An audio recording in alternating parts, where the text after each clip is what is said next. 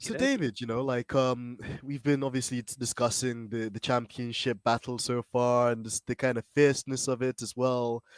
Some of the highs and lows for Ferrari too. We know that, they've got a car that's definitely worthy of fighting for a championship, but at times, either through reliability, through strategy call, or even through driver error, sometimes it's not always gone to plan. What are your thoughts on that, just generally speaking? And on top of that as well, what happens if Ferrari don't win the championship? Because, we already know that Mercedes are trying to catch ground in just the development race. W13 seems more and more competitive week in, week out. We also know that McLaren and Aston Martin have a lot of investment going on. McLaren have a new wind tunnel and a new simulator they're looking to bring forth. And also Aston Martin and well, as we always call him, Daddy Stroll, Lawrence Stroll himself, has been investing a lot of money in getting the new Aston Martin factory up and running to speed as well, despite some of the COVID restrictions that happened too. So, where does that put Ferrari? And is there this is best opportunity for them to get within the championship fight, or is there still light at the end of the tunnel for them? Well, there's always light at the end of the tunnel, but as they say, the problem is the light is sometimes a train. Hmm. Yeah, as it gets closer to the whole point of these regulations and stuff, the new regs, the budget caps, the sliding scale, the things that you can use for wind tunnels and stuff, is to eventually bring the field much closer together. You know, even the lower down teams are nearly at the level where they can afford the budget cap. So, they don't have as much money to spend on everything else. But then by the time you get to a team like Aston Martin, we're making jokes about them this year, but they've got one of the best budgets arguably on the grid. Lawrence Stroll is a very ambitious man, perhaps too much. Is the only negative there because you can push people more than they necessarily wanted to be pushed in certain ways. But he wants to win. He is driven to win. They've got the new factory coming online, which, with COVID and whatever else, it's set them back a little bit of time. They've got a massive increase in their workforce they've just had, which obviously, again, has taken time to settle in. But by the time that all evens out, given it another couple of years, they're going to be a force. They're going to be really worth considering. Very competitive, I'd imagine. Well, it's similar with McLaren, as you said, they've got other stuff coming in as well. Zach is a very slick operator, even if he does seem to think that he needs 10 cars for his team. Um, hmm, And so so, yeah. it's gonna get it's gonna get tight. Absolutely, and then another thing we were discussing as well there, David, is this the kind of like nature and just the kind of the kind of atmosphere at Ferrari right now too, because obviously Yeah. we've had the very kind of shrewd Riva Bene, we've had Stefano Domenicali, we had Russ Braun, we had John Todd as well. They were very like shrewd and very kind of, you almost had to like have everything correct before you even come before them. Whereas I believe Bonotto, in a positive light, he's kind of taken the pressure off the team in certain regards. He's tried to adopt some of Toto Wolff's philosophy and like a no blame culture. And everybody actually seems to be a bit more kind of relaxed and more like harmonious in the team. But having said that too, as we were discussing before as well, like sometimes you just need to keep people on their toes, and that kind of iron fist and that kind of like how would we even describe it? I think we mentioned earlier almost like an assertiveness and almost like a almost like never die approach to wanting to achieve the heights of being, the Formula One champions and try and secure the constructors and trying to be dominant and putting your foothold, on the stakes of what is the world championship. I'd Yeah. invite you to have your comments on that too. Yeah. No, the thing is, they've worked very, very hard because, under a River Bene at the start of the year or whatever else, you'd see a lot of success from the team. You'd see a happy River Bene, talking to the press, having a laugh, whatever else. And as the years sort of went on and more stuff kept happening, whether it was development going down the wrong alleyway or Seb over driving, trying to make up for the fact that stuff on the car wasn't necessarily working and stuff as he wanted. Um, it became less and less visibly comfortable in the team, and Riva Bene would sort of cancel press stuff, and it just obviously the more bad stuff happens in a team, the more needle there is or whatever else that can be very not invasive. What's the word I'm looking for? Either way, sort of like a poison almost. Mhm. Um, so they sort of after that they wanted desperately to get away from that. And it feels very much like it does. Ferrari talk these days about being a happy team. They're having issues, obviously, but they seem to be getting, as a team, they seem to be quite happy. I've been on, you know, video calls with like various team members and stuff, and obviously they're always going to put a positive light on it and stuff, but there's definitely more openness there than I'd say there is in the past. Maybe that's just adapting to like modern expectation of what we expect from teams and stuff, because obviously they're not the only team who does that sort of thing. But as I said, when Arriva Bene was there, it was a lot of needle and a lot of almost sulking, and a lot of suspicion and negativity. The problem with Bonotto, to a certain extent, is he's an engineer. He's worked his way up to being manager of engineering, but I'm never convinced he's able to sort of deal with.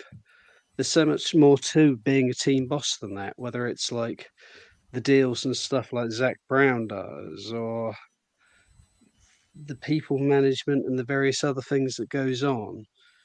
You always get the feeling with Bonotto where he wants to be is back in the factory tinkering with stuff. Mm. And I genuinely think he's a good person, and I genuinely quite like him. And I think part of his problem is that in the past you've had Ferrari ownership and management that have taken some of the political pressure and whatever else off the team boss. And you knew who they were. They were big towering figures. And these days it's a bit like, well, who runs Ferrari? And I think the team have suffered a bit from that, because in the past it was like, people joked almost about them owning the FIA and all the decisions, the stuff that went their way. And now it's almost sort of, we talk about the way Christian or Toto go to work. And there's no one at Ferrari who seems to have that vice like grip on it. It's sort of like you always sort of feel like if they go into bat against Mercedes or Red Bull on a political thing, they're not gonna win it. And that never used to be the way it was in the past. Um, so I think to a certain extent the team's suffering with that. There's also the issue whereby you can try and be too good to the team to a certain extent. There needs to be a balance between, you know, getting away from a blame culture and actually taking actual look at what's going on and working out, not who to blame or exactly, but if someone's struggling in a position, what could you do to support them? What Mm. do you need to improve something if it's not going right? And from the outside looking in, at least, obviously, we don't know what goes on in the factory. We don't know the conversations they're having. Of course, Bonotto to the press is going to support his people. That's his job. But we don't know the conversations they're having in the factory. And because we don't, when we see it happening and kind of happening again, it feels like they're not learning. Um, so I hate to bring it up to a certain extent because obviously, it's a bad memory for a lot of people. But I genuinely suspect that if Max had been driving for Ferrari last year, Lewis would have won in Abu Dhabi, because Red Bull operationally bloody brilliant. They are they set a bar. Everything they can push to manipulate, change a result, make the team they're racing against react. They do that. They go to war every race.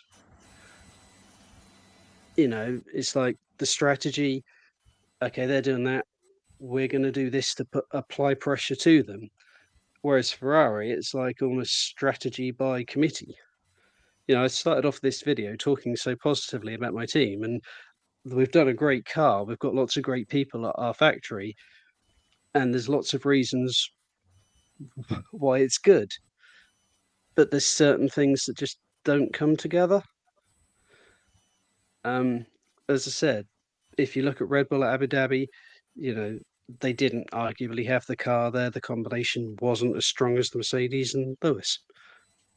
That happens. But Max drove it as well as he could do. The team made all the strategy moves every time an opportunity came up to try and apply pressure, jumping onto new tyres or whatever, every time there was a sniff of an opportunity to try and get an edge, deploying Sergio excellently, him defending like his life depended on it.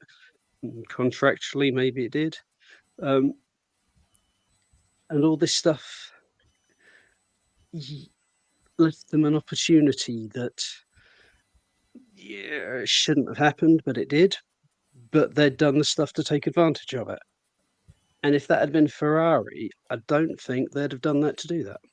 And that's a large part of the difference between Ferrari and Red Bull, is that Ferrari have said for years, actually, which is really annoying, that in terms of a team, they're quite a young team, as in like the people being in the positions they're in. As in that they've risen up through various other things or whatever to become that, but they haven't got necessarily as much experience in key positions as some other teams do. My issue with that is they've been saying the same thing since 2017, but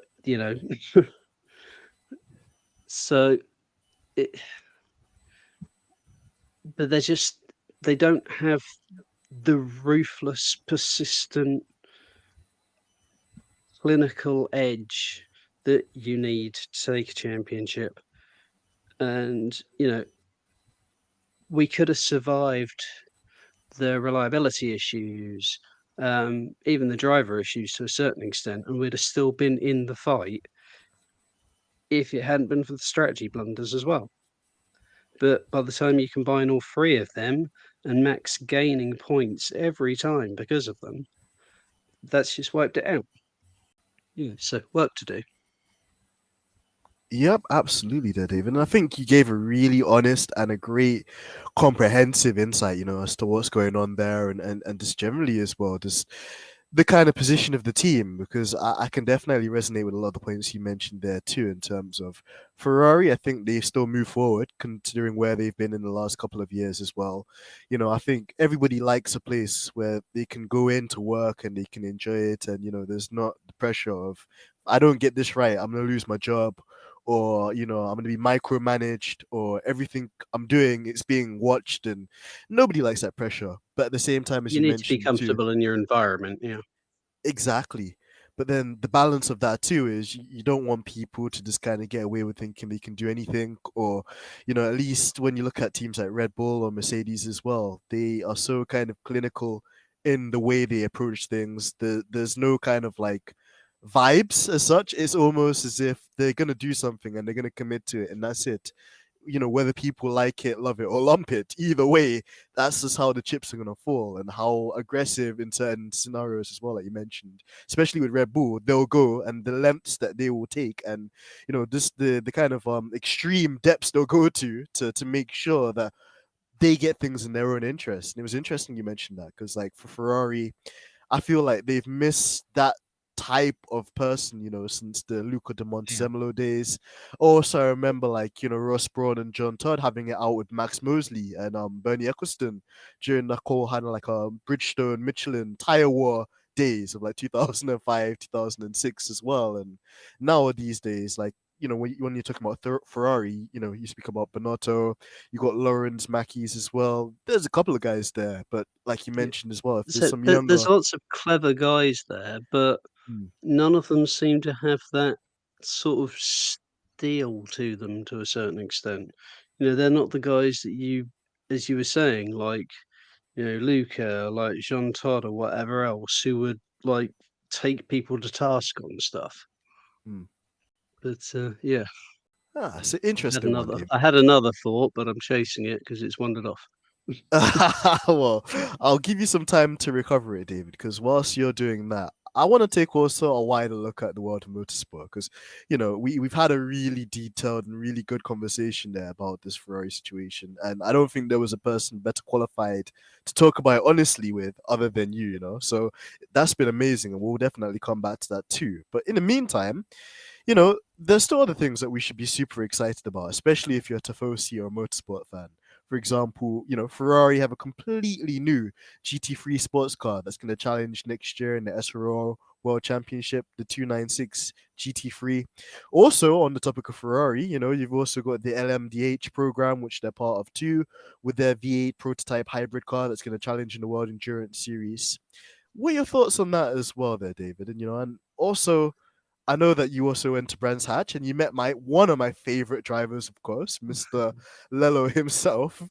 And I know that you often travel avidly to these races and motorsport events too. So, just for our listeners at home as well, could you give them an insight into what it's like as well? And, what encouragement would you give them to go and watch these races? Because for someone like myself, I've always been a TV watcher. I've never gone to actual race myself or had somebody to go with. So it'd be interesting to get that perspective too. So you get different things from different races. I mean, as I said, during the touring car the other day, it was like pretty much a choice between you could watch the track action or you could wander around a lot. But it's like if there was the best way to grow in that sort of thing is when there's a group of you where you can pitch your spot and someone's always there, because otherwise you're never going to really see stuff. Um, you can't sort of have a casual spot when it's that busy. But I mean, I've not seen Snetterton that busy in years, possibly because I've not been to touring car there for a while. But if you go to like GT or stuff, there is nothing like that in terms of people.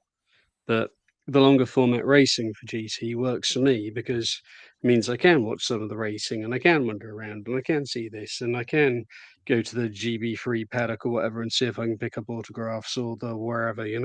Um, to a certain extent, it depends on what you want to do. As I said, there are some people who are quite happy pitching their seat on a corner and sitting all day watching cars go past. And I spent a lot of years just doing that. Before I realised, well, actually, if I wander around here and hang around here, these are the stars of the future in F4 or whatever who we're going to be seeing. Mhm. Um, but I mean, you've got British F4, which is supporting the BTCC, and if you go back a couple of years, 2016 when it was 2015, sorry, when it was still the MSVR series, you had Lando Norris racing in it, Colton Herta racing in it, Dan Ticktum racing in it, lots of big names. You've had going back to 2018, I think was it 2017? 2018, we'll say. Um, the guy who won it has sadly basically run out of money and not been able to go anywhere. But the guy who finished second that year was a certain Oscar Piastri, and the guy who Ooh, finished third was a certain Logan Sargent. Yeah. And so you never know where these kids racing at that level are going to wander off and go up to. This year, I mean, GB3 last year, which is supporting the British GT Championship, for example. You've got about three guys in that who are now racing in FIA F3. So again, potentially stars of the future. One of them's now a Williams junior driver. This year in F4, you've got Ugo Kachuku, who's like in his rookie year in F4, who's McLaren junior. There was Oliver Gray, who's his teammate, who's Williams junior. There was a fast guy, I can't remember if he's from New Zealand, called Louis Sharp, who's like in his first season in this country, who's only just turned 15. He's pretty quick. He's backed by Roden. And that's just the Carlin team. you know, in high tech, you've got Alex Dunn, who's in his like second season in F4, but he's walking the championship by quite a distance. He's done very well, but he's also fourth in Italian F4. And wow, Italian and like German F4 are like the big F4 series. sure. If you win them, that's like the first sign of superstardom almost. So there's you don't know who you're going to meet and what they might end up doing. Yeah. When more international series used to come to this country via pre-Brexit and pre-COVID and what have you, we got Lando Norris autograph 3 times at various events.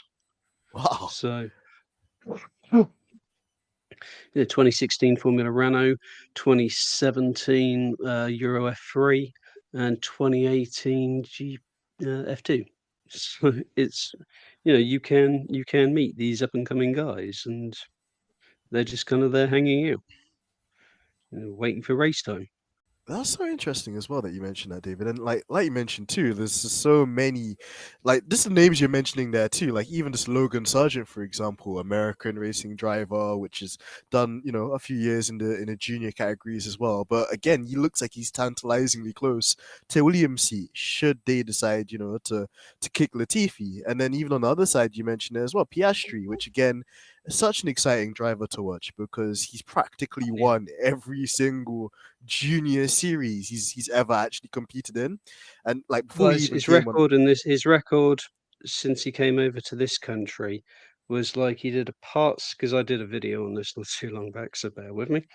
He Mhm, did a part series in UAE F4 where he got 3 podiums. His first full season was that one in F4 where he finished British F4 where he finished second. And towards the end of the year, he was the strongest driver in the category and he had more poles than anyone else. His first season in Formula Renault was with Arden, who in Formula Renault aren't the strongest team, so he finished eighth overall, which is out of like 22 drivers. So still not bad. mhm. He switched teams for the next season, but they just switched chassis. So, it was like a new car to everyone. And he won that year, battling very hard against Victor Martins, who was also very, very good. So that was a tight and interesting fight. But he won that one. Then FIA 3, which obviously won. It was another very tight and very tense battle between him, Logan Sargent, Teo Pocher. There were some really good names there, but it was a screwed up season because of COVID. Mm. So, and then F2, obviously, where if anyone had any doubts about, well, he did win them titles, but they were close. F2 wasn't exactly a shabby grid. He was teammates to Robert Schwartzman, who'd run F3 the year before he did and had a year's more experience in them cars. Yeah, that was by no means, you know, I was expecting him to do well. I wasn't expecting that from him. So, I you can't say I don't think anyone can look at those results and say he shouldn't be in Formula One at that point. Within 5 seasons, worst finish of eighth out of 22. Other than that, his lowest was second. Wow. That's crazy. Absolutely, and that's the thing as well with this Piastri in this situation that's kind of tumbling on as well. There's a few people that, as part of the community have said that he's in the wrong for kind of like leaving Alpine. And we had Brad on the podcast a couple of weeks ago as well, just saying that, whilst Alpine have showed him a level of support and maybe given him some funding and stuff like that in his latter junior career, the earlier phase that has been him, his family, and all of his like sponsor partners as well. So how much you really put down LP and how much you put the success to him and this his ability and his consistency, I think it's more fair to give that to Piastri himself as a driver and the young man he is, and just generally as well. Never really been in much controversy. He seems very like level-headed and very determined, and it'll be super exciting as well. Like you mentioned, Lando. A quick question I'll ask you on the topic of this as well. How do you think you'll fare against Lando if the two of them were in the same team at McLaren next season? Well, I think Lando will win out on experience and because he knows the team as much as anything else. But Piastri on his day will be close. But a rookie is still a rookie. They're going to have good days. They're going to have bad days. But Piastri on pace could give Lando a run for his money. Yeah, but Lando's another one who his record is ridiculous in junior formulas. So I mean, I don't know if you know too much about Lando's junior career, but like 2016, he did 3 full championships plus part championship in British F3, Mhm. and he won all 3 of the full championships and got 4 victories in British F3. You know, Jeez. that was an insane season. Uh, so that was the year he first came to my attention. Um, let's say like he'd won the championship the year before in MSVR, which then became British F4. He won Formula Renault Euro Cup, Formula Renault NEC, Toyota Racing Series, which had a good load of drivers in it that year, and multiple victories in British F3 when he was taking part in it. That was all in 2016.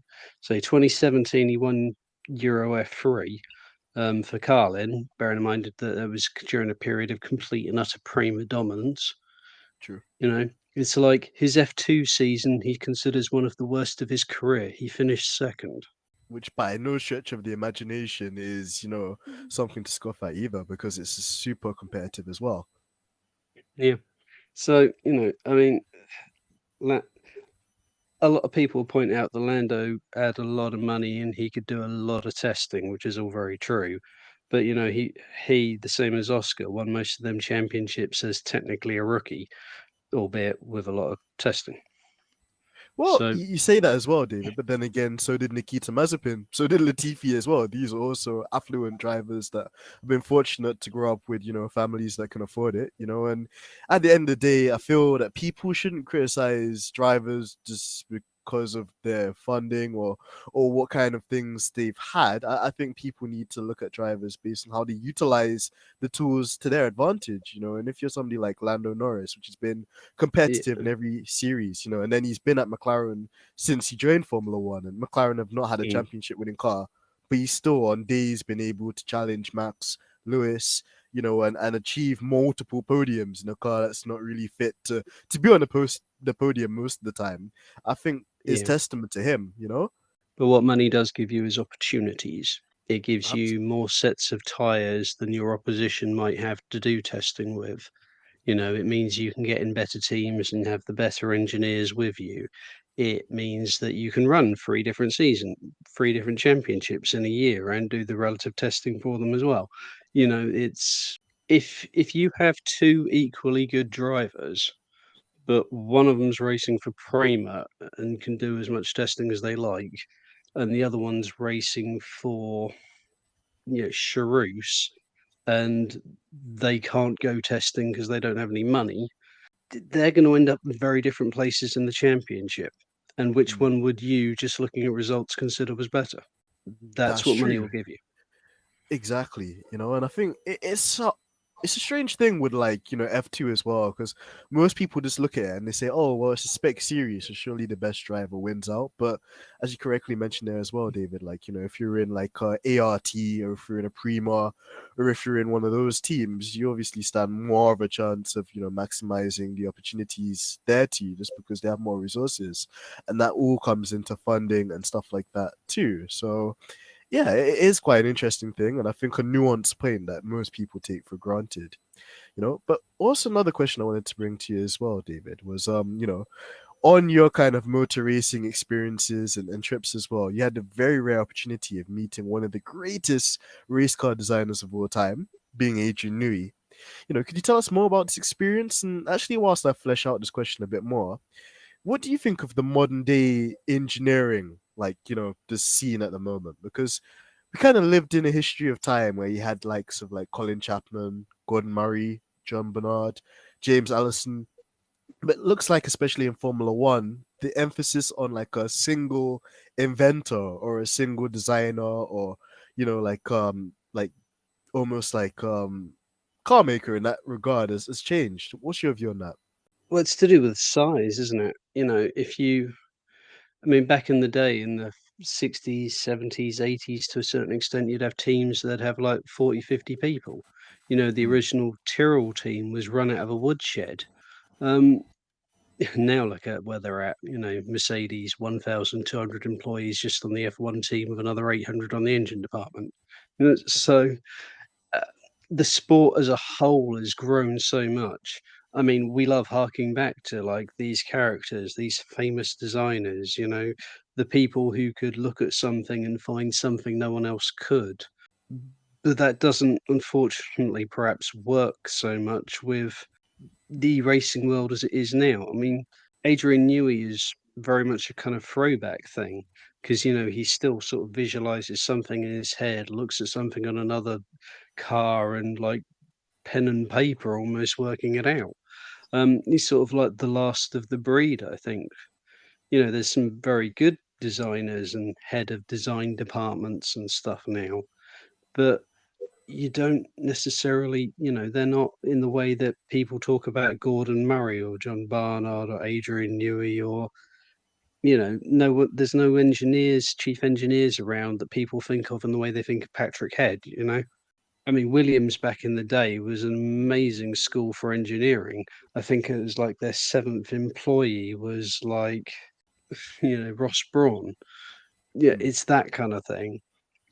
And because the sport has got so big, it was sort of in danger of losing that personal touch to a certain extent. But now, as I said, you have so many teams doing like video chats with this person this week, and half the teams seem to have like a YouTube channel, or they'll post like after the race stuff or whatever. Ferrari and McLaren both do, certainly. You see, because of the rolling 24-hour access you seem to have, you see so much more of it as well. So, whereas you're not so aware of perhaps individuals as you used to be, you have so much more access to the team as a whole. So, there's pluses and minuses to both things, I suppose. In some ways, it feels less personal now, but it's sort of spread out more. But in other ways, it's almost more personal because you feel like you're more invited in with like modern technology that allows you to see everything. That's true. And like you mentioned as well, David, like I guess the sport itself has just grown exponentially over the years as well. Mm. When you see, like McLaren doing, like you mentioned as well, these like video kind of biographies or like like short kind of YouTube content kind of stuff as well, like when you see the factory and just the workers inside there as well, and some of the top names in each team as well. For example, for them it'll probably be like James Keys, or for like Mercedes you've got James Allison. Yeah. And there's just so many different personalities as well. So I guess it's become a much more bigger circus as such. But like you mentioned there as well, I think it gives people, because the sport is so big now as well, there are more people, more jobs, more opportunities. And, we even had like a Red Bull engineer on here the other day, like a design engineer, and just like Yeah, I was listening. even, There's the Indian guy. yeah, I yeah, was I and was just, listening to that earlier today, actually. So, yeah. doing nothing for my sense of like self at all, It's like I'm coming on this podcast because, I chat to you guys. It was very kind of you. And you had Mario Andretti on here, you had Raffaele Marcello on here, you had all these presenters on here and, you know, commentators and all this. You've had people from like the Red Bull engineering department, you've had people from like Mercedes on here, and then you've got me.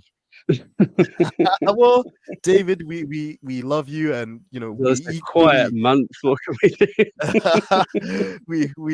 we honestly, like, we respect you just as much as the people you mentioned, because at the end of the day, like, for me and also Georgina as well, which is the owner of this kind of platform too, like, it's about kind of going, behind the kind of scenes, and having conversations, meaningful and deep Yeah. conversations as well, to discuss these things, and kind of also, I guess, a good segue. It's almost as if you've got my script or notes in front of me, because I also feel as well, David, we should use the opportunity, to get to know more about you and to kind of like get your take on certain things. And for me, it's episodes like this I enjoy the most, because it's almost like having a conversation, with a close friend, and being able to bounce ideas and to see different perspectives as well, So Well, that was one the of the thing when first. you were on my channel was is a very much sort of a collaborative effort, almost in the true sense of the word. Because if I'm left to my own devices, can run out of things to say very quickly. I'm kind of at my best on these things if I bounce off someone who is, perhaps slightly more organised to questions than I am. I don't know. but Well, I try, David. Yeah, of but course. we even like typing silly stuff on Twitter, we have good conversations. So. Yeah, and this is the thing as well that I just love about our kind of social space and the kind of community we have because, we should be able to kind of have a bit of fun, have a bit of banter. I tag you and stuff as well. You respond, or I might say something and then you kind of respond back. And I like the engagement. I kind of like the kind of place that we have because when you listen to other people's like online experiences, it could be very dark and almost in a different kind of realm to kind of the stuff that we see, but it's nice, Well, yeah, man, and that's the thing too. I don't Mhm. get hate. I don't understand it as a You shouldn't concept. You get know what I hate. mean? Mhm. There's stuff I don't. I mean, don't get me wrong. There's stuff I don't agree with. I don't necessarily like. But it's like if you dislike something, you don't need to respond to it or whatever. And You know. everyone else kind of like So, yeah, and like impose that kind of hate on other people or try and kind of like create like a swarm of angry people to hate on one mm, person too, you know? yeah. So Although yeah. I did have it once where the irony was it was like someone I knew had made completely innocent comment and someone had jumped on them for it. And I sort of rented something along the lines of like, so if you don't like a comment, you don't have to like comment on it and all this sort of stuff. I Yeah. ran on a right lecture about it, and this person just response was, he's written a whole lecture on why if you don't like something, you don't need to comment on it because he didn't like something, so he commented on it. Oh my days. Well, And it's just like at that point, I'm like, yeah, I'm being a bit of a hypocrite here.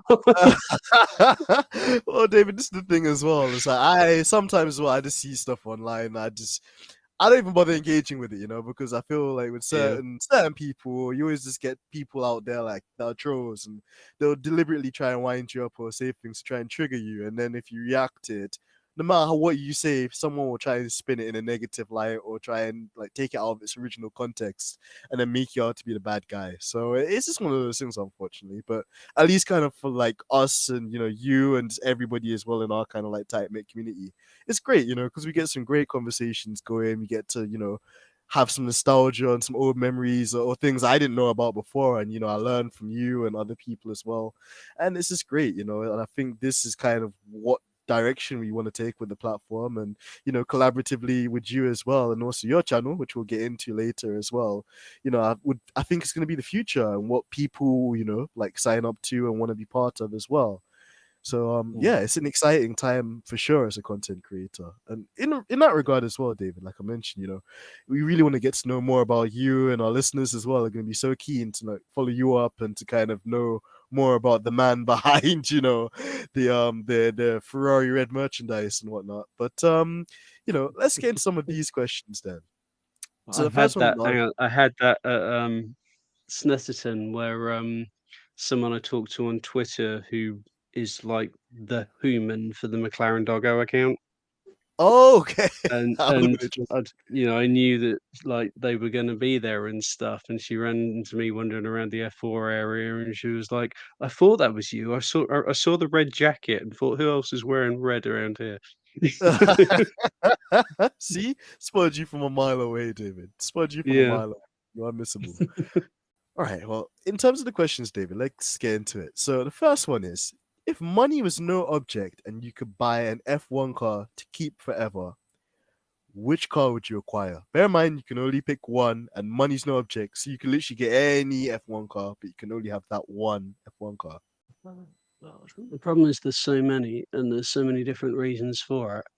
It's Mm, like different people have a different idea about beauty. They have a different idea about what they want in a car, what attracts them to cars.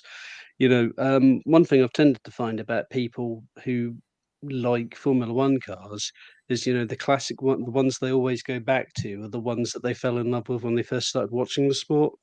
yeah. So, I know people who, I mean, for me, it's like the cars from like 89, 90, 91. Whether it's the Marlboro livery McLaren or obviously the Ferrari, the 641, I think it was, like the Mansell Alan Prost one. There's Mhm.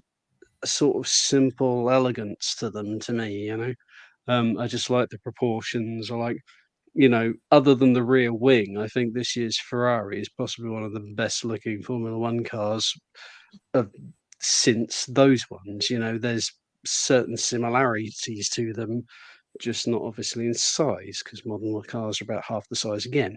But yeah, there's similar sort of scale proportion almost. And I kind of like that simple elegance. So for me, it would probably be something from that period.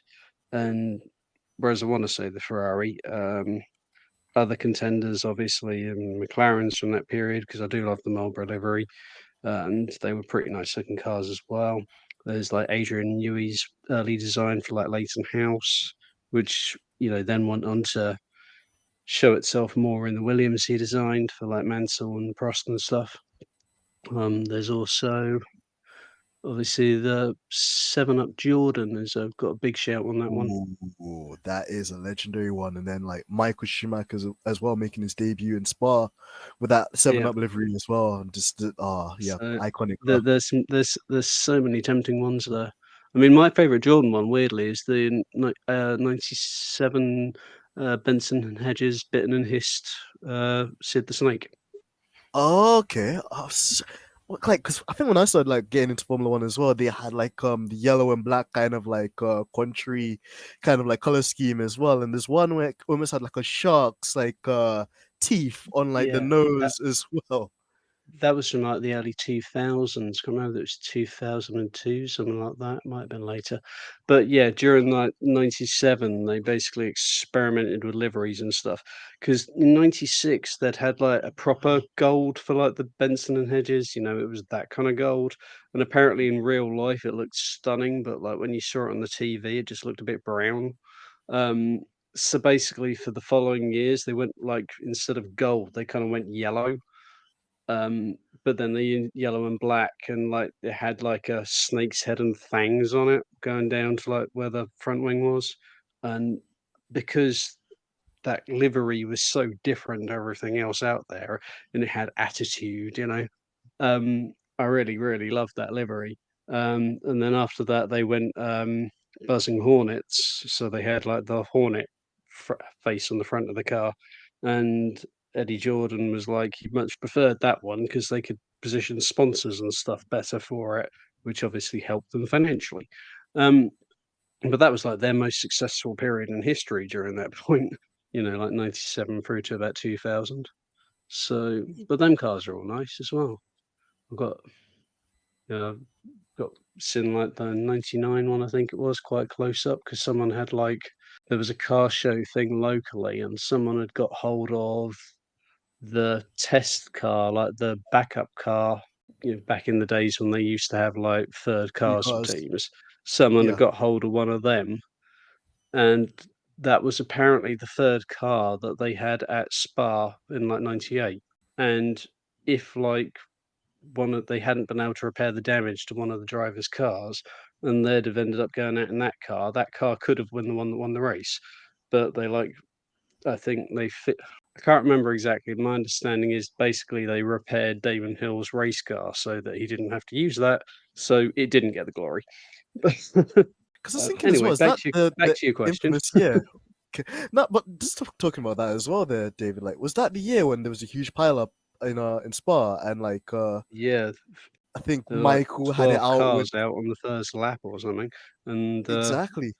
Didn't David have it out with didn't Michael have it out with David, sorry, and then it was between Ralph and Damon. well, yeah, what happened was that it's, she had the huge accident at the start, so they had to restart it.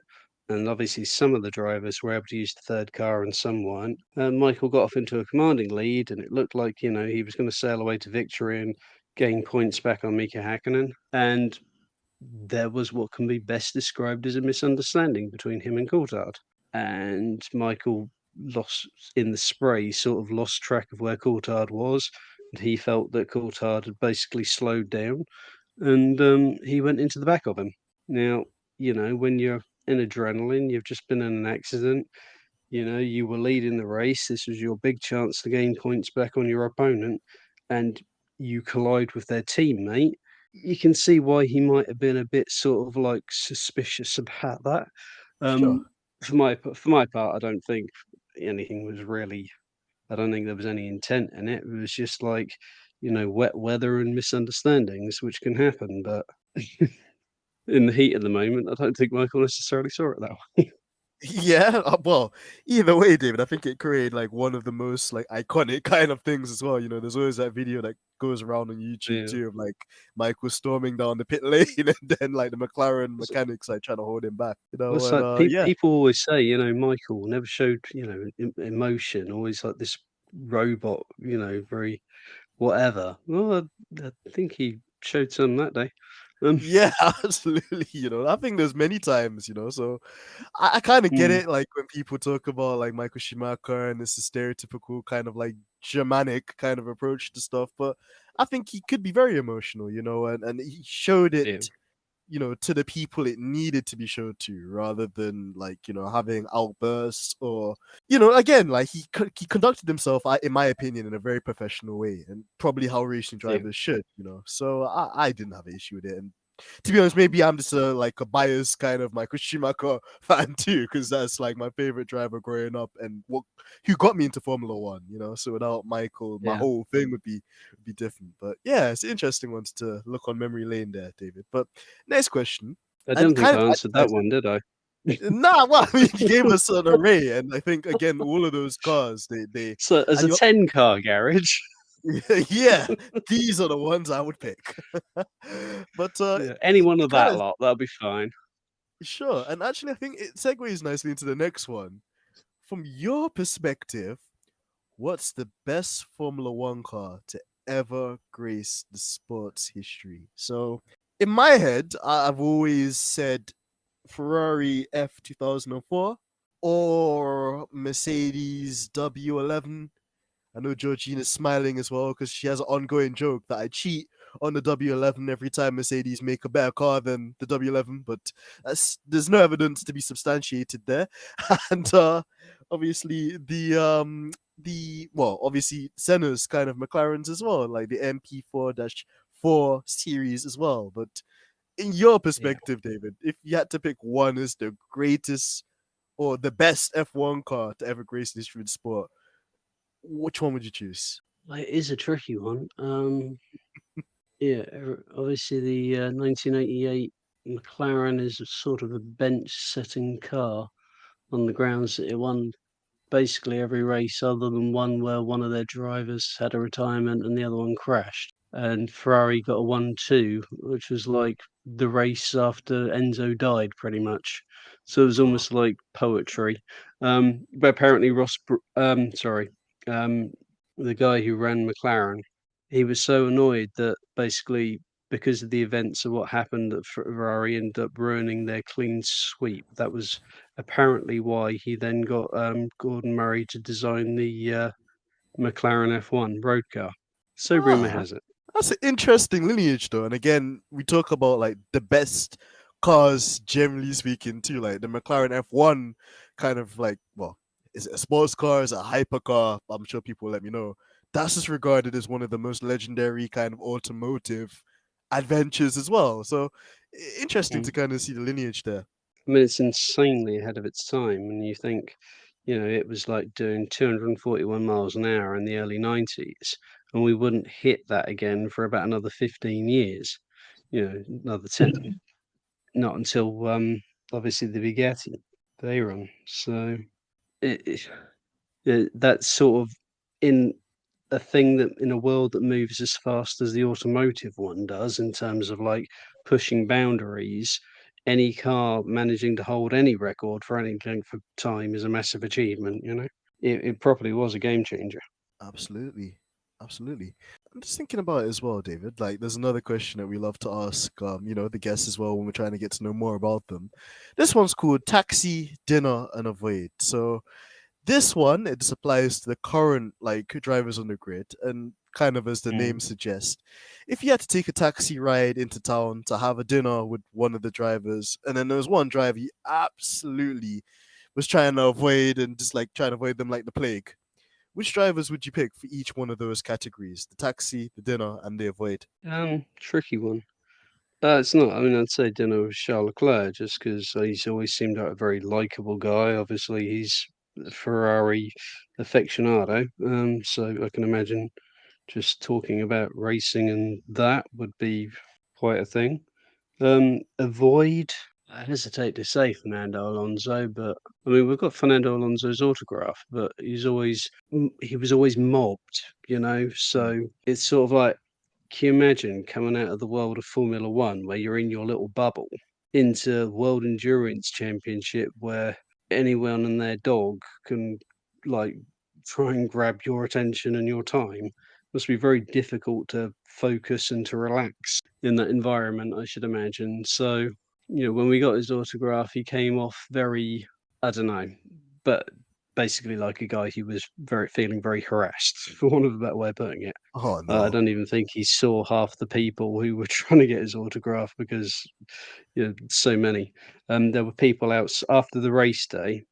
There were people still outside, like the Toyota hospitality area, until they kind of got kicked out at like 8:30 at night. Fernando Alonso is incredibly good at what he does. He's incredibly focused at what he does. He has an end goal. He wants to achieve that goal.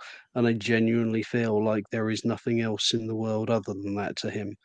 I find him a very easy person to respect, but I don't think he's someone I could really have any, he's a difficult person to warm to, is the way I Yeah. feel about him. I don't say he's a bad person by any stretch of the imagination, but can't imagine having a conversation with him. Which leads to Taxi Driver. They're all better drivers than me, in fairness. Debatable there, David. Very debatable. Well, yeah, but you have to think about it. Even like, we joke about the likes of Latifi and stuff, but he's still a person who spends his time driving 200-mile-an-hour cars. That does he belong in Formula One? No, but Formula One is supposed to be the 20 best drivers in the world in theory. Um, so yeah, no, not belonging in it doesn't make you a bad driver. I'm sure at a GT level or something, he could probably do very well for himself. It's all relative. Mm. There's layers. So even he's far better driver than me. Right, who would I like to? So Charles, because can discuss lots of stuff. Fernando, because probably couldn't discuss lots of stuff. Who's a relatively safe pair of hands but quick? I was gonna say Seb Hmm, Vettel, maybe. I'd say Seb actually. Seb's a good shout. I would have thought so too. And again, this like I think Seb kind of fits a similar mold to me and you as well, David. When you're talking about kind of like the history of Formula One, obviously he owns that Williams. I think it's the Yeah, FW14B as well. That'd yeah. actually be a really cool taxi driver to have, and just the conversation you'd have leading up to meeting Charles as well. Funnily enough, as well, both of them were teammates at one stage too. Oh yeah, yeah. I don't know if you've ever seen the FW14B in the flash at all, but it's really a weird car to be around.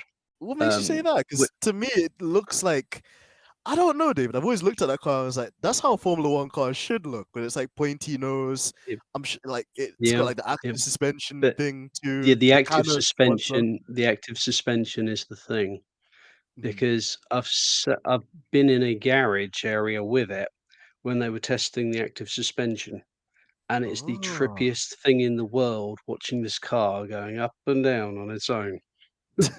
Like the freaking thing is breathing, you know? It's just mad. Oh, I can imagine. And again, like, I guess we can have a conversation about it as well. It's just like for that time, I'm sure like active suspension wasn't completely new because I think I want to try and remember who it was. I think somebody tried to pioneer it at Lotus, and I think Colin Yeah. Chapman had just signed it off, but then Colin Chapman died, and then after that, it was harder to get the Lotus lot to kind of like buy into it. So it got shelved L for a couple of years and then Lo resurfaced in like yeah. Lotus's another main guy's doing. problem with, like, pushing the development and stuff of it was basically money. Because by, Ah. like, the mid-80s, they were practically realistically running one car with one quality driver and another car with someone who was gonna pay him a little bit of money to help them. Um, Mm. so obviously with Colin Chapman as well, a lot of the sort of creative spark of the team, for better or for worse, kind of disappeared as well. They were already, by the time like Senna was with them, very much a sort of shadow of their former selves. And obviously, pushing and developing any new technology costs money, and a team on a downward slide isn't ever really able to push stuff as much as like the team like Williams, which took back-to-back titles in the mid '80s. So yeah, I mean, a lot of it was like fresh faces and new engineers and new blood coming into Williams as well, wanting to push new ideas, and that's it. Not obviously, Patrick Head was the guy who was like the head engineer at Williams. Then you had God, who was the other guy who went from Williams to Mercedes and then back to Williams, and that didn't work out. Oh, is it Paddy Ah, Lowe? Paddy Lowe? Paddy Lowe, yeah, because he was apparently the guy who did a lot of the electronics and stuff on like the active suspension. Again, Ah. another guy who's like a massively successful engineer who came out of Williams. They were properly a breeding ground for that stuff. Um, because I think it's just the case of like, Patrick Head took no messing about or whatever else. You had to be good to meet his standards. Um, So, but yeah, the squad they had around then, Paddy Lowe as like engineer coming in dealing with the active suspension and stuff. Obviously Patrick Head in charge of engineering as a whole, Adrian Newey, genius designer. Williams in the early '90s, especially with that Renault V10 power plant, they were a force. Yeah, there is reasons why. I mean, Mansell was like in '92 was like some races he'd be a second quicker than his own teammate, never mind everyone else, just because he was so at one with that car. So true. That And was an on top of that as well, incredible piece of equipment. yeah, and like you mentioned that as well, Dave. It's like interesting because you hear a lot of stories coming out now where it's like obviously Nigel Mansell could kind of understand and almost like get the kind of mechanical aspect of how that suspension system worked. Whereas like Riccardo Patrese, I think one of his teammates at the time, didn't really like buy into it or didn't believe what it was capable of Yeah. doing. So he was never able to The story, extract. yeah, the story I've heard is simply that, you know, two very different types of drivers. So, Mansell came from an engineering background. If they said it can do this, he was a gutsy, on the limit, drive it hard, drive it fast kind of driver. So if they told him he could do this, that's how he would try and drive it. Whereas Riccardo Patrese was a much more, so my understanding is anyway, um, a sort of feel driver. Yeah, He had to feel it. The car had to talk to him. And the problem with the active suspension was it kind of put a layer between you and the wheels. So he just couldn't feel so much what the car was doing to feel comfortable in it. Because, Patrese is not a god of a driver, but he's not a second lap slower than Mansell in sure. normal equipment. Uh, you know, so I mean, I think that he got out of the car and then basically one race or whatever grabbed Nigel Mansell by the testicles because he was like, that's big pair you've got there, kind of thing. I can't remember the exact quote, but it was that kind of thing, as in like Patrese knew he was respectable. He genuinely couldn't understand or believe what Mansell was doing to him. So it's Yes. again, that's almost a thing of like characteristics of cars and how they can work for one driver and not another or whatever. So you can have drivers who traditionally look fantastic, who, because they just can't get comfortable, suddenly look very, very average. And wrong car, wrong time, wrong place, it can be a career killer. Yeah, and I agree That with you as well, David. And it's an interesting one because, like, as you mentioned there, like it's the right time, right place for the driver. And I feel people in such an odd way that almost kind of relates to Daniel Ricciardo, for example, which he had so much success in his like obviously earlier Formula One career. Then obviously at Red Bull, he's the guy that kind of phased Sebastian Vettel out, and then like as soon as he left Red Bull and then went to Renault, he still had glimpses, of the kind of honey badger as such. But then at McLaren, it just hasn't really clicked for him there. You know, it's always just been a thing where it feels like he's catching his tail and not understanding something about the characteristics of the car. Whereas with Lando, I think this comes to him a bit more naturally because he's always been part of that McLaren program and, done the simulations and done the kind of reserve driving for them. And just, I don't think Lando knows anything else because it's the only Formula One team he's driven for so far. Yeah. But I mean, if you want to talk about, I mean, Ricardo's an interesting point of case because, he went on to drive for the Red Bull team and, he had success with them getting wins and all the rest of that. But Jean-Eric Verne wasn't that far off him in terms of pace and ability and stuff. But because of Red Bull's policy at the time, despite impressive performances, he got dropped. Had he been the person with half a season more experience than Daniel had, would he have gone on to be the Red Bull guy to have all the success and whatever else in Formula One and for us to be saying about him now, well, maybe if he hadn't made that team move? It's weird how it works out where there can only be a bit of paper between you, but if you're the guy that gets the shout, I suppose it's true in basically all walks of life, but in motorsport, when there's only X amount of seats and it's you or that person, the narrowest of margins can be like the defining thing between you being known around the world and you being known as that guy who runs around in that electric series. It's so true though, and like you mentioned, like John-Eric Verne was one of the most promising ones to kind of come up in that crop as well. But like due Mm. to the kind of like very like how do I put it? Like it's almost as it's like it's like a cutthroat kind of environment with the Red Bull Driver Academy. Just he Absolutely. quite get there, but has shown promise in other series, which is always kind of interesting to see where he would have fitted now. And kind of on the topic of that as well, David, another kind of like hypothetical question we'll put forward to you is let's say you become a creative TV director for a cool documentary about a rivalry in F1. Which rivalry would you choose? And I'm gonna say as well now, you can't pick James or Nicky Lauda versus James Hunt because that's already out there. I'm gonna say you also If can't someone pick beat Senna me and to it, what Prost. can I tell you? So gonna say as well, Senna and Prost because I think in the Senna documentary they did kind of cover that element as well, like fairly enough. So you basically can't pick those rivalries. You have to pick another like rivalry within F1 to talk about or to to be the creative director behind for a Netflix series or a TV show. I mean, the thing is, the thing with Michael and Mika Hakkinen to a certain extent was kind of covered in the Schumacher movie. So there's not really too much point talking about that either. And Mm, rivals is perhaps the wrong word because both of them had a very much a lot of respect for each other. There was more a true. kind of louder true story thing, like, where basically they actually liked each other a lot, but obviously, you're competing. Um, so the Gilles Didier Peroni one was an interesting one because it wasn't a rivalry in so much as only one of them actually thought there was a rivalry going on. Gilles knew nothing about it until Imola when suddenly he felt he was cheated. And yeah, that story doesn't go on long enough after that, unfortunately. Um, so many things in F1.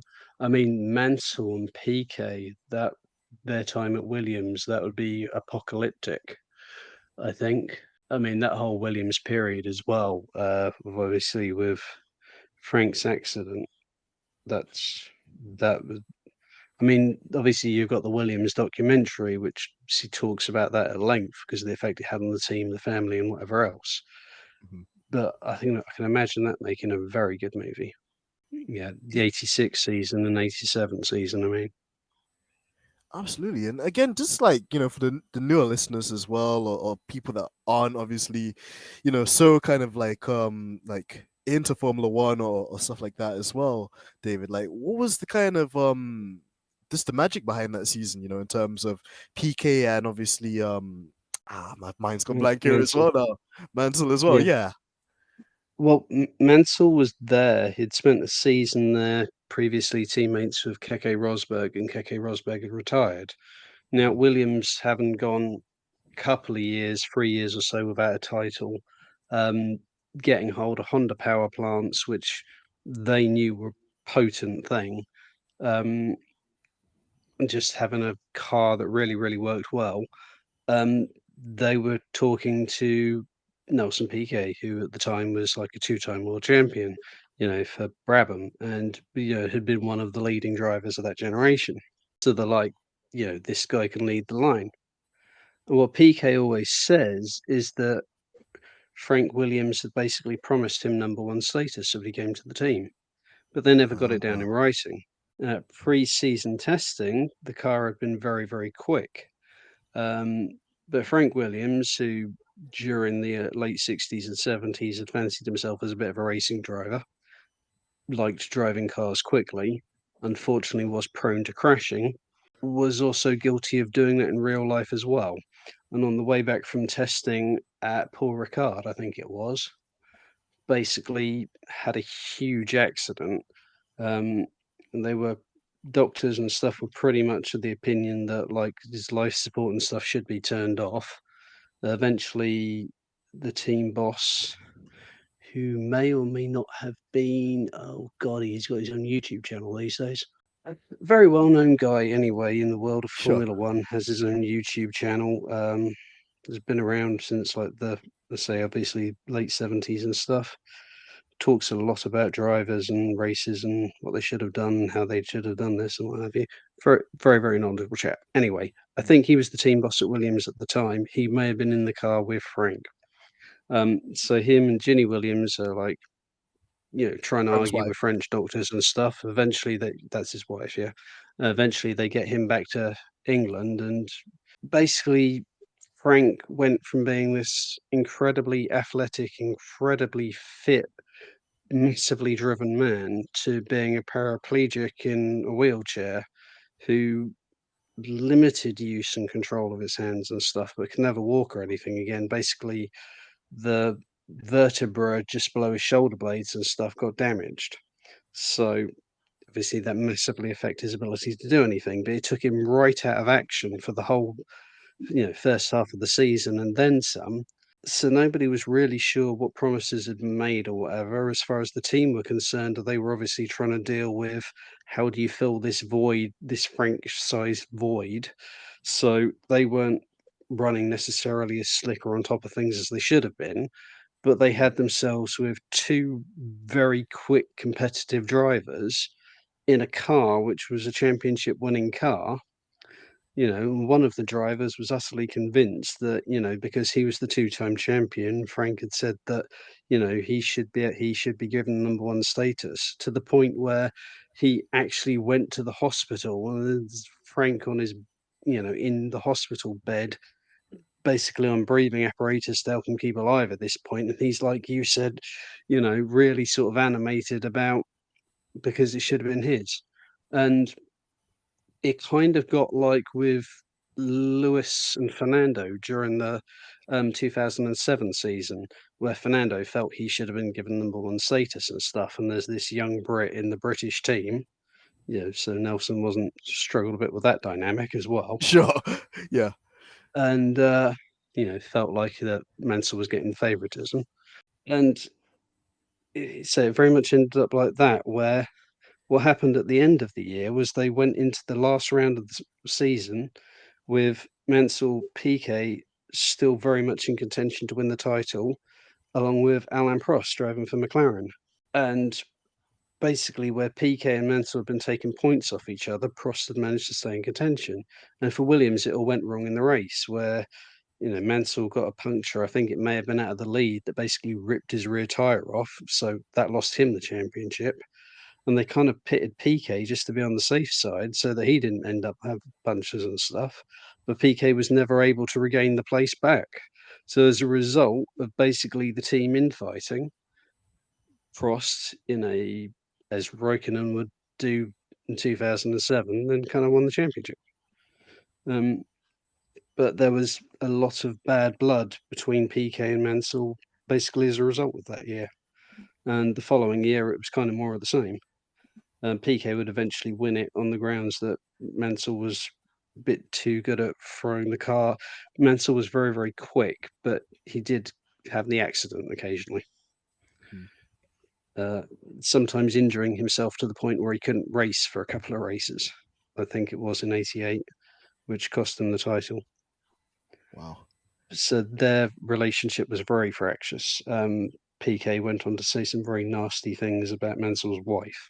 Which again doesn't really surprise me as well, David, considering some of the other controversial things we've seen from Nelson PK Sr. in the last couple of months as well. So I think it's Yeah, great that we actually had, you actually like elaborated on this more too, because it's consistent with the sort of character he was even back in the day as well. And it just showed you like the kind of key word in this question was like rivalry, and this even in like an inter-team dynamic, like yeah. one of the That was first. an ugly one. That was an ugly one. You see interviews with them later on, and Mansell never seems comfortable around PK. I mean, PK's one of these people. I've heard people in the team from Williams, Frank Durney, I think it was, who was like one of the engineers or something at the time, and they said they much preferred him to Mansell because they basically found Mansell hard work, very demanding, very, you're either with him, you're against him, blah, blah. Basically, they just found him difficult, whereas PK was one of these people where if you were on his side, he could be very charming, very funny, very what have you. But obviously, if you weren't one of his people, yeah, there was a very spiteful side to him. Which again, it's be so interesting to see how that would play out. And also, like Netflix, if you ever listening to this as well, when you do listen to this, please make this a thing as well, because I think David, you've ever actually considered a career in creative directivity? Because this is incredible. No, strangely enough, I, You might I, have something here. I've had enough trouble trying to get the occasional YouTube video out. Um, Well, actually, on the topic of which as well, David, and probably we'll round up this one too. We'd be remiss if we didn't talk about the excellent content that you share on your YouTube channel. Could you tell our listeners more about it and where they can find you on social media and the YouTube channel too? oh yeah, it's just at DGN Racing Fan. On I think it's pretty much Twitter now. Twitter's my main one for motor racing stuff. I do sort of exist in other spheres, but Twitter's the main one for it. Um, Obviously the same on YouTube. It's difficult to describe my channel, to be honest with you, because I'm an accidental YouTuber. What happened Oh, was we all. I was like, we were at the 2019 WEC 4 hours of Silverstone, and I was just recording odd snippets of my son on my phone and posting them on Twitter because some people liked seeing that. Who I was speaking to at the time. And a few months later, found on my laptop a video editor that I'd had this laptop for about 5 years at this point and never seen it on there before, but something magically appeared. Um, so I started putting these bits together, and because you can't stick like big files on Twitter, I thought, oh, well, I'll put it on YouTube, and it's kind of evolved from that. So here we are, all this way down the road since 2019, and you know, I'm still putting stuff on there. It's a mix between just like if I have a thought, sometimes I might find someone who I might ask about it or someone I might speak to about it, and that's how the 9 o'clock meeting videos of series were born. Occasionally I'll have a thought should need to try and get out quickly, so you'll end up with like comments from the couch thing, which is just me talking about stuff, minimum editing type things. Mhm. Sometimes there'll be like with the Oscar Piastri thing where I think, oh, that's quite interesting. So I'll sort of have more look into how we got to where we are now, and talk about his junior career and drivers he may have raced against, and you know you build up like that. Um, I'd be far more successful if I ever worked out what I can use without getting copyrighted. Um, Oh, I have the same thing as well these that days. that Yeah. that's always that niggly thing in the back of my mind. It's like, is this entirely legal? I don't know. Um, but mostly, basically, what I do on the channel is just try and enjoy making videos and having fun. So, but there's as well as all that, there's, as I said, the racing videos of me and the little guy at racetracks still, because that's how it all started. So I'll do like an AGN adventure of what the boy did up to at the racetrack, and my own thing, which will quite often consist of me just watching cars going past. but they're expensive cars, so I'm quite happy about this. Yeah, most people would as well, David. Yeah, there's worse things in life. Oh, for sure, for sure. That one will probably copy on like another episode. But David, I've been super excited with this episode as well. Like it's touched on so many different wide areas as well, and also it's just been really interesting to take a trip down memory lane as well in terms of some of the rivalries, some of the best cars, some of the best engineers. There's really a lot, to unpack, and we definitely need you back again later on in the season, so we can have another Ferrari update. Perhaps Georgina or maybe our other resident co-host F1 Black might be here too. But just generally speaking, it's been amazing just to kind of get your take as well. And a lot of things you said, it's made me actually think kind of on a deeper level, just like how things go about, how the teams run, just generally speaking as well. It's really eye-opening. So, I'm super thankful that you came on today as well. And I know, also dude. just I'm looking forward to it. well, I'm really It's the happy as first time well. in about 2 years that someone's asked me to be on their channel. I'm like, "Are they sure they wanna do that? Oh, cool." David, you need to be in more channels, honestly. And I think off the bat of this one, I think we'll It's see it just a that lot more often. that's another thing I said to you when you were on my channel. Part of my problem is just the hours I work, because working between work, family, whatever else, it's like I can't start recording until about 9 o'clock at night, and then I'm getting up for work on a work day at like 3:45 in the morning. It's the narrow operating window, unfortunately. But no, I do like talking to people about racing. Oh, don't we all, David? And that's the thing. Like when we can have conversations like this as well, and revisit so many things too. It's just really interesting, and I feel like I learned so much from you as well. And I feel our listeners will have that same thing too, David. So I'm always happy to have you on. We definitely need you on for a couple of other episodes later in the season as well, so we can catch up and explore some of the other experiences you had in the meantime. But on Mm. that note, David, is there anything you wanted to say to your adoring fans as well before we wrap up? No, just, enjoy the racing, enjoy if you can going to see some stuff and experiencing being in the world of, cars at tracks and things. Um, there's a lot going on with it all. Just enjoy it. Yep, So, yep. Wise words, very wise words. And I think also, David, you given me kind of inspiration to finally get up off my ass and actually go to the races too. Because I've always had a thing of, oh well, but what if I go there? you've missed the one at Brands Hatch you'd have wanted to see this year, but maybe next year. Yeah, well, I mean, Lelo's confirmed that he's got an AMG contract for next year, so I have to go. Yeah. I don't have a choice. I tell you, it must have been. Think I said to you at the time, it must be so weird for those normal guys who are doing that series for years, and suddenly Valet comes along and people are queuing up outside like his hospitality thing for hours on end, 50 people at a time waiting for him to come out. And you've got like the guys who've been leading the championships for the past 4 seasons coming in and out, and nobody's speaking to him. That must be the most weird thing in the world. Oh, it is, and I think I remember that tweet as well. Lelo did when he wasn't too happy with the Italian media and how they acknowledged Valentino Rossi's contributions to the series, but not necessarily his dominance in a certain manicure Grand Prix weekend. But Mm. again, it's something we definitely need to discuss in another episode too, because it's interesting how drivers perceive fans or media as well, depending on who's on the grid and just generally what the buzz is as well. So I think we've got a lot to explore there too. But guys, until next time, this has been another sensational episode of the Stripping the Dipping Summer Series.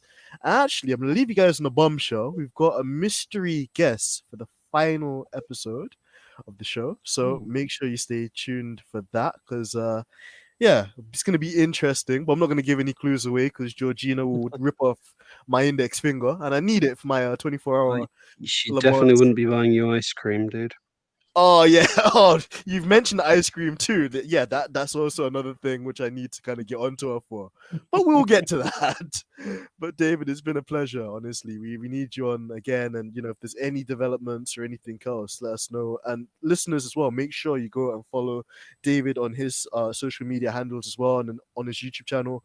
Make sure you subscribe and check it out as well. It's awesome. I've also done an episode with him too on a 9 o'clock meeting channel or segment as well. It's amazing. So many amazing kind of like things that we were able to flag up on that episode too. So yeah, this David is just like honestly one of the most legendary people in the community. And honestly, he knows his stuff inside out as well. Just yeah, he's definitely my encyclopedia when it comes to a lot of things motor racing. So you guys need to make sure you follow him and that you go and show him support and love as well. Thank you very much. Oh, no worries at all, David. Well, it's been us from Stripping the Dipping, your boy AMG Dents. And until next time, we'll catch you guys very soon. Until next time, Bye peace. bye.